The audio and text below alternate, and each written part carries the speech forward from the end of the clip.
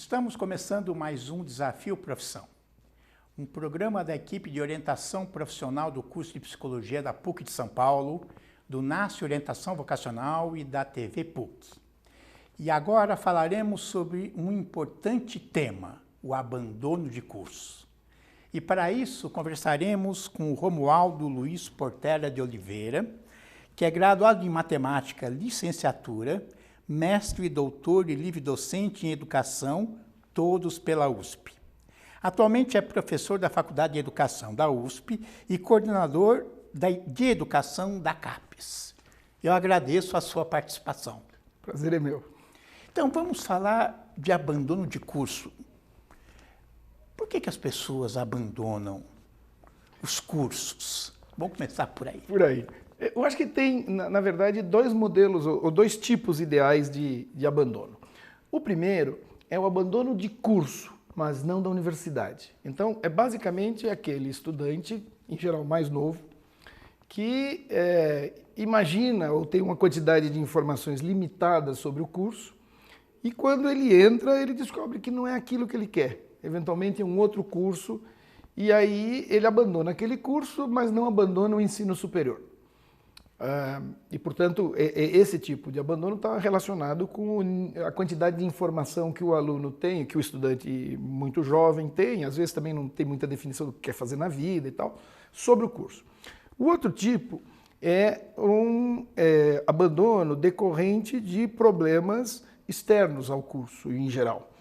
Trabalho, algum problema pessoal, mudança de cidade, enfim. Ou seja, são aquelas condições que o aluno tem que ter para poder cursar o curso. Se essas condições não são satisfeitas, ele eventualmente não consegue acompanhar o curso. Então, digamos, isso é muito típico do noturno, por exemplo. A pessoa trabalha o dia inteiro, não consegue acompanhar a rotina, enfim.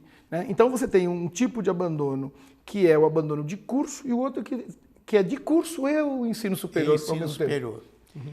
Existe um número que é divulgado que, em média, há uma evasão, um abandono de curso de 40% a 50%. Isso corresponde à realidade? Lógico que varia de curso para curso, para universidade e para universidade. Isso. Eu diria que nas estaduais paulistas é algo em torno de 30%. Né? Tem uma certa flutuação. Nas federais é um pouco mais e na rede privada é um pouco mais, mas depende muito da forma como se faz a conta. Sei. Porque no caso da rede privada você tem as vagas potenciais e as vagas reais, tem uma certa diferença aí. Aí tem alguns probleminhas metodológicos, mas enfim, 40% na média é um bom número. É muito alto, né? Muito alto. Para um país que ainda tem poucas vagas na universidade, mesmo com esse aumento das privadas e das públicas, né? Exatamente. E isso é uma questão importante porque se dá pouca atenção para o tema do abandono no nosso ensino superior. Se você fizer um levantamento da literatura brasileira sobre o assunto, ela é relativamente pequena. Enquanto que, por exemplo, tanto nos Estados Unidos, Canadá, quanto na Europa, isso é um tema muito estudado. Porque, digamos, se você considerar não o custo de ingresso, mas o custo de saída, com 40% de abandono, o custo de saída é altíssimo, né? Você poderia otimizar, quer dizer, melhorar o uso dos recursos investidos no curso, né? Quer dizer, existe um custo da pessoa que abandona, né? Um custo físico, material e um custo emocional. Certamente. E existe um custo institucional, né? No caso das universidades públicas, por exemplo, o custo por aluno é calculado pelos alunos matriculados. Agora, se eu fizer esta conta pelos alunos graduados, que seria o objetivo, esse custo aumenta, né? Para a própria universidade. Para a própria universidade, porque ela disponibilizou uma quantidade de recursos para atender um determinado número de alunos, e esperando que eles sejam bem-sucedidos. Se você tem 40% de perda ou 30% de perda, esse custo na saída é muito maior, né? Ou seja, são recursos não utilizados ou mal utilizados nesse caso. E é dinheiro público. Isso. Que a pessoa que abandona um curso não pensa. Isso. Jogado fora. Exatamente. Exatamente. E por isso a questão de você ter políticas de combate à evasão é uma questão importante do ponto de vista da gestão universitária, né? E aí nós temos dois tipos de ações, né? Tem um pouco o seguinte, você podia trabalhar com a seguinte ideia. Bom, a evasão vai acontecer de qualquer jeito, o abandono de curso vai acontecer de qualquer jeito, e eu vou tomar medidas para minimizar esta perda. E a outra é desenvolver medidas para combater o abandono, né? Então, no primeiro bloco, eu teria basicamente a seguinte questão. Se eu detecto muito rapidamente que o aluno desistiu, esta vaga pode ser substituída, né? Eu posso abrir um processo de transferência, eu posso chamar o seguinte na lista do vestibular, enfim. Ou seja, eu não combato a evasão, mas eu... Não perco a vaga. Não perde a vaga, exatamente. E, portanto, na verdade, se a universidade tem mecanismos de monitoramento para identificar o evadido muito rapidamente, digamos, você praticamente pode ocupar a mesma vaga. Vou te dar um exemplo... Isso para o lado institucional. Exatamente. Por exemplo, há uns anos atrás, em alguns casos, as universidades paulistas levavam 2 anos para identificar que um aluno tinha desistido. Ora, quando você, eventualmente, põe um outro estudante nessa vaga, não é a mesma vaga mais, né? Porque você está lá para trás, né? Então, você só regularizaria isso, só poderia aproveitar essa vaga numa lógica de fluxo, né? Então, se você identifica mais rapidamente o abandono de curso, você pode utilizar aquela vaga mais rapidamente. A outra é o combate à evasão propriamente dito. E aí, de fato, é uma questão mais complexa. Porque, bom, esse primeiro tipo o estudante descobre que escolheu um curso e não era o que ele queria, ele é muito complicado para a universidade enfrentar, porque significa a universidade se preocupar com dar informações para o estudante antes dele se matricular, né? Então, por exemplo, as universidades têm alguns mecanismos, tipo a USP tem a Universidade das Profissões, que abre a universidade ou abre cada curso para visitas. A Unicamp tem um processo no final de semana que fica lá todos os cursos. Sim. Isso. O problema é que isso atinge um contingente limitado dos candidatos. Então, deveria haver uma política institucional mais geral de informação sobre os cursos para que a informação chegasse mais rapidamente para o estudante. A outra forma de enfrentar isso, que também é razoável, é você pensar, digamos, alguns cursos, a antiga ideia dos cursos básicos, né? Que ela é moderna do ponto de vista de concepção de currículo e permitiria o seguinte, o aluno entraria numa grande área e aí, à medida em que ele vai tomando contato com a especificidade de cada um, etc., ele optaria pelo curso de especialização. Isso também é uma outra alternativa, porque você daria mais flexibilidade para precisar a escolha profissional. Quer dizer, quanto mais definida ela for no início, mais complicado para um jovem de 17 anos, às vezes até 16 ou 18, que seja, tomar essa decisão, e isso é uma decisão para a vida, né? Como orientador profissional, eu diria o seguinte, é uma iniciativa interessante, abrir a faculdade, mas insuficiente. Sim. Porque ela só pega um aspecto que é a informação. E nós, orientadores, sabemos que a escolha é mais do que isso. Claro. Se for só informação, dissemina e acabou. Quer dizer, eu acho que uma forma de diminuir é a própria universidade estimular a orientação profissional nas escolas de ensino médio. Certamente. Né? Eu, como contraponto à sua ideia da área geral, eu diria que também não resolve, porque nos Estados Unidos, por exemplo, você tem o college, não em todos os estados, não tem problema de escolha como ponto de partida, mas onde acontece o problema de escolha profissional num país como esse? Na vida profissional. Quer dizer, a pessoa mudando de profissão e serviços de orientação voltados para ajudar a pessoa a mudar de profissão já profissional. Certo. Quer dizer, não resolve tudo. Lógico que nada vai resolver tudo. Sim. Mas, como orientador profissional, estamos lutando para que o jovem tenha direito de pensar, adquirir informações, fazer reflexões e projetar futuro. Claro. De toda maneira, digamos, tem uma coisa, uma dimensão do problema, que é uma dimensão geral, que é mais complexa, e tem um pouco o seguinte, a universidade que vai receber esses alunos, o que ela teria condições de fazer. Poderia fazer. Né? E com os alunos que têm dificuldades específicas, poderia ter um serviço como a Unicamp tem, né, que recebe o aluno e vê se ela pode com os recursos que ela tem, minimizar o problema. Não tenho moradia, não tenho grana para pagar a refeição. Esse já é o segundo tipo de problema, que aí existem, claro, existem coisas objetivas do ponto de vista de condições, né? Você ter restaurante subsidiado, moradia, enfim, aquelas questões que dizem respeito às dificuldades materiais. Tem uma outra que é a concepção do curso. Veja só, por exemplo, o aluno do noturno. A universidade sabe que o aluno do noturno tem menos tempo para estudar. Claro. E, portanto, ela não pode conceber um currículo em que todo o período que ele está na universidade é dedicado, por exemplo, à aula. Por quê? Todas as aulas pressupõem trabalho adicional. Se você não pensa isso na rotina, como é que ele vai dar conta? Quer dizer, você teria que pensar um pouco a dinâmica do curso para aquele tipo de aluno que, por exemplo, trabalha o dia inteiro. Isso implicaria, você tem vários modelos aí, você tem vários experimentos, mas, por exemplo, tem alguns cursos noturnos que eles demoram um pouquinho mais. Acrescenta-se um ano para você liberar, por exemplo, um dia na semana para estudo, para preparação de trabalhos, etc. Ou seja, a universidade conceber a sua estrutura curricular levando em consideração qual é o seu aluno concreto. E tem também a questão dos serviços, né? Em muitas das universidades públicas, por exemplo, sessão de alunos às vezes fecha às 7 horas ou 8 horas da noite, quer dizer, o aluno noturno faz como? Né? Você tem várias coisas que muitas vezes a universidade não leva em consideração que uma parte do seu alunado estuda à noite e trabalha o dia inteiro e, portanto, teria que se pensar um pouco essa situação. Talvez por isso muitas universidades públicas, como a USP, têm poucos cursos noturnos, né? Exatamente. Quer dizer, você tem uma ociosidade de vagas, porque talvez não se queira mexer e imaginar que uma faculdade prestigiada teria um aluno menos qualificado para... Né?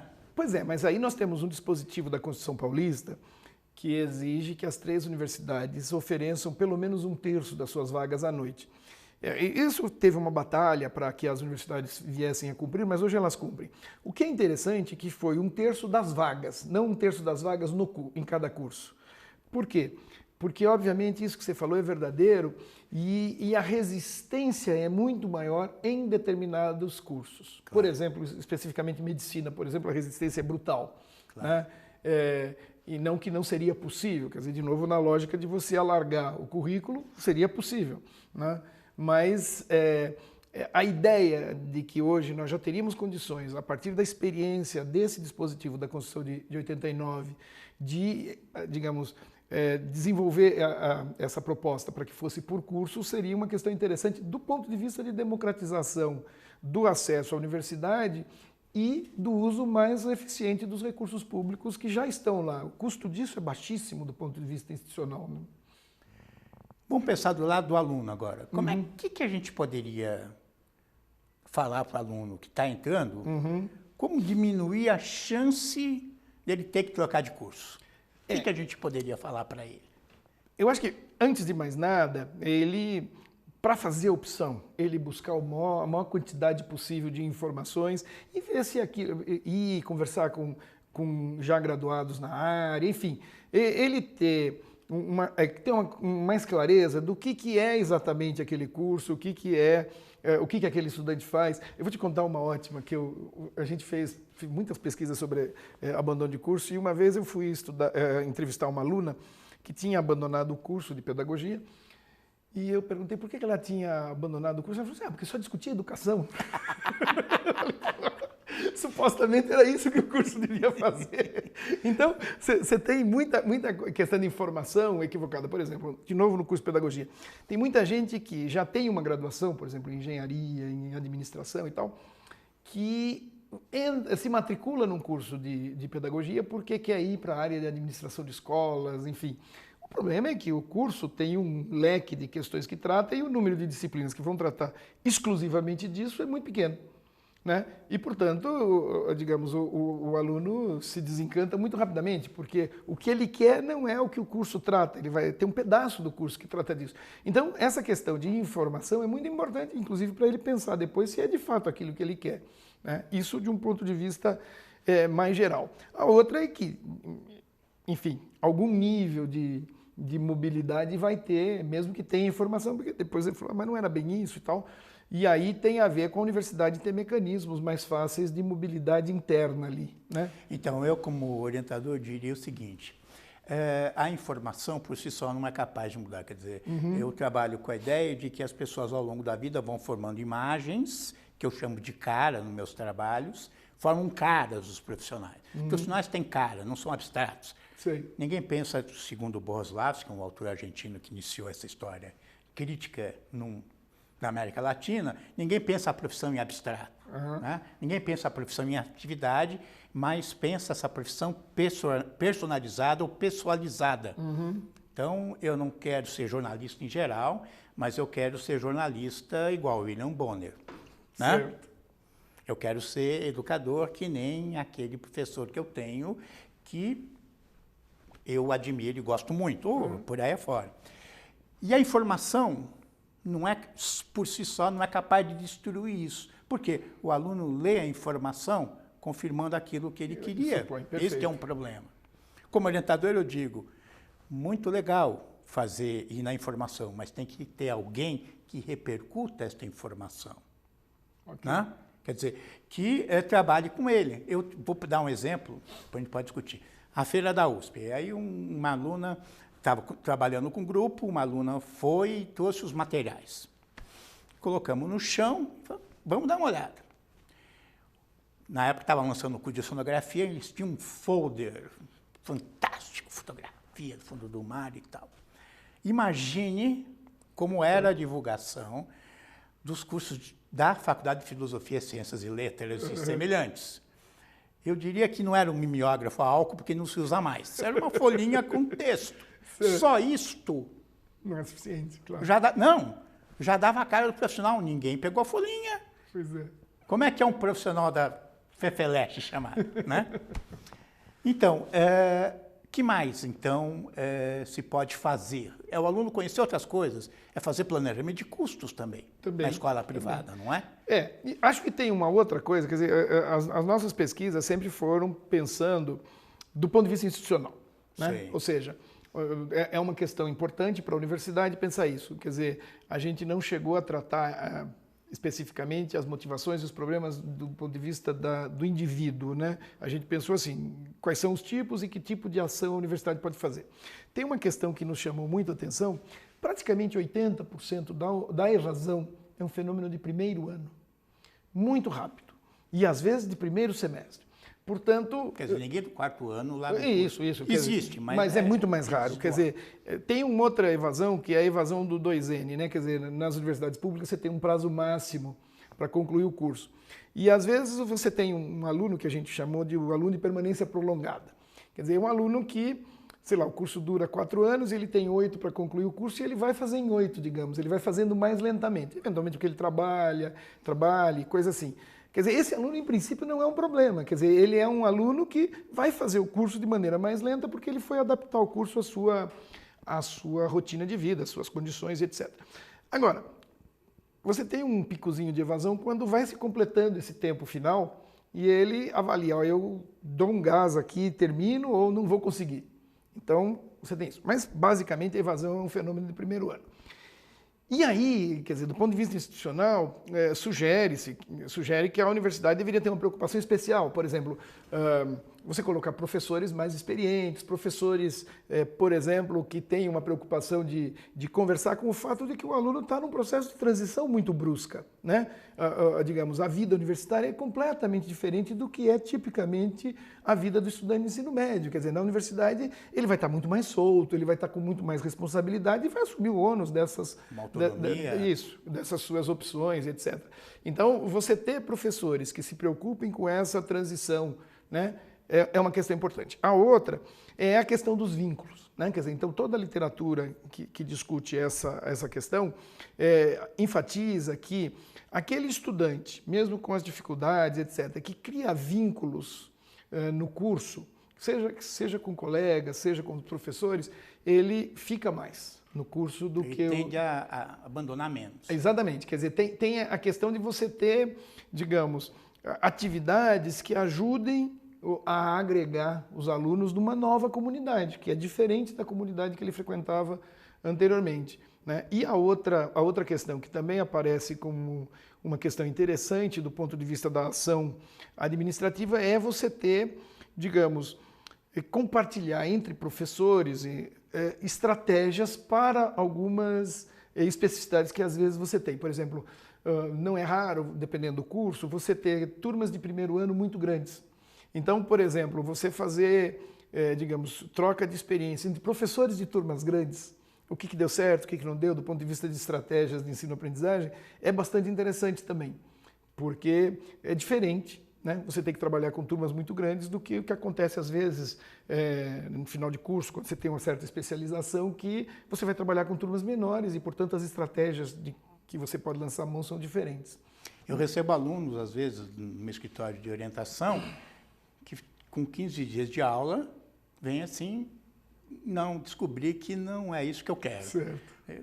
Com 15 dias de aula, deve ter sido outro motivo, porque 15 dias de aula, é muito pouco. Às vezes ele toma o curso todo com aquelas matérias introdutórias, ou ele já entrou com uma dúvida. Exatamente. Né? Ou às vezes ele... E o que é interessante aí, são alunos de escolas prestigiadas, que têm uma competição grande, não são os cursos e as faculdades menos concorridos. Exatamente. Inclusive porque, às vezes, o aluno tem um pouco aquela ideia assim, eu vou fazer isso, né? E ele está pensando lá no que seriam as competências que ele adquiriria no final do curso. O problema é que para chegar lá, você tem, por exemplo, sei lá, no curso de engenharia, você vai passar um tempo estudando matemática, estudando física, estudando química, que não necessariamente é o que você quer lá no fim. No curso de medicina, a mesma coisa e tal. Então, digamos, tem uma travessia do deserto aí a ser considerada. O que a gente dizia há um tempo atrás é que a USP não tinha nenhum esquema nos primeiros anos de sedução do aluno, que as escolas particulares fazem. É quase que era o contrário. Deixa eu ver quem sobra, esses serão os eleitos, né? Isso. Eu acho que essa coisa está mudando e vai mudar. Porque você começa a ter mais preocupação com a questão da evasão, do abandono, com a questão do acolhimento dos alunos. Tem uma questão bastante interessante aí, que é o seguinte, a universidade tem seus padrões, né? Que não necessariamente eles estão em acordo com o que é o padrão do aluno típico que termina o ensino médio, né? Em algumas áreas, isso é uma causa brutal de abandono. Vou te dar um exemplo, física noturna, né? As disciplinas introdutórias de física são dadas no nível de universidade que pressupõe que você tem um aluno com determinadas características que não é a do aluno real que venha fazer, por exemplo, licenciatura em física. E, portanto, a universidade teria que pensar algum mecanismo de nivelamento. Quer dizer, o aluno foi aprovado no vestibular, mas isso não quer dizer que ele esteja em condições de acompanhar um curso introdutório de física ou de matemática no nível superior. E, portanto, a universidade teria que pensar, e nós temos experiências a esse respeito, de fazer um certo nivelamento, uma certa adaptação do aluno para as dificuldades que ele vai ter no novo curso e que, eventualmente, a sua formação anterior não deu conta.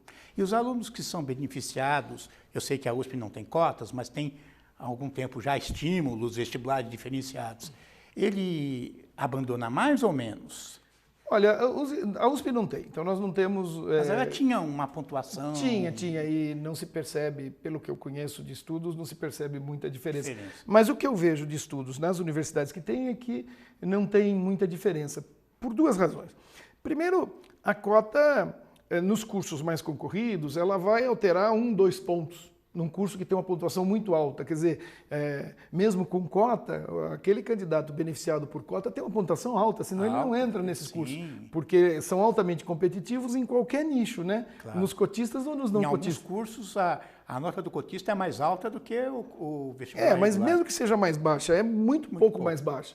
E a outra questão, que é uma questão que às vezes as pessoas não compreendem, o vestibular, rigorosamente, ele mede, digamos, a formação anterior. Ele é muito pouco prospectivo. Claro. E, portanto, eventualmente, a aderência do aprovado ao curso, claro, em parte tem a ver com a formação anterior, mas em parte não tem.